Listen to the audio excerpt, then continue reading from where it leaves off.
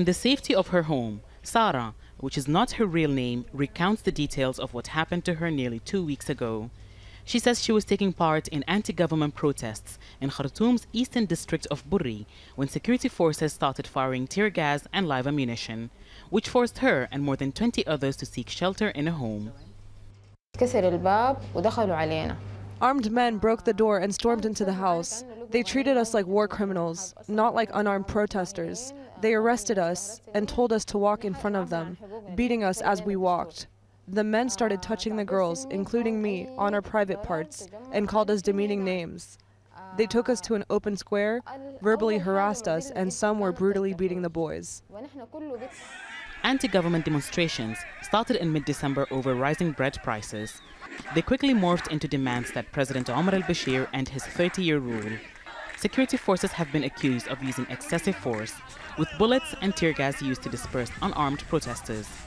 The government says 29 people have been killed since protests began, but rights groups say that number is at least 50 and over 1,000 arrested. On Tuesday, Sudan's intelligence chief announced that those arrested will be released. The ruling National Congress Party says it understands the grievances of the youth and will try to make reforms. We have embarked on a youth-to-youth dialogue to accommodate the dreams and aspirations of young people that have not been met by political parties. We understand now that the political reforms have addressed the grievances of politicians, but not everyone in Sudan. These youth are aware and are connected to the issues facing the nation, even if they're not politically allied. The protests have become the biggest challenge to President al-Bashir and his ruling party since he came to power. And in a country that has seen 2 uprisings which led to new governments, this is the longest wave of anti-government protests. Some analysts say that attempts by the government to appease those protesting won't end the demonstrations. The government releasing the prisoners is an attempt to show those protesting that the government is serious about wanting dialogue with the youth. But hours later, they arrested opposition figures. This will agitate the protesters more. And the fact that the protesters have lost lives during demonstrations and have seen the brutality by security forces, all of which have been recorded and distributed on social media, wipes any attempt by the government to end the crisis.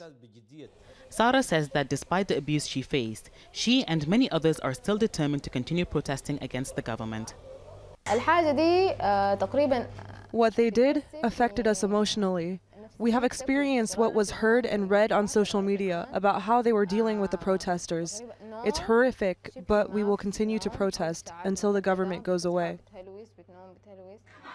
Protesters have called for more demonstrations in the coming weeks to continue demanding that President al-Bashir step down.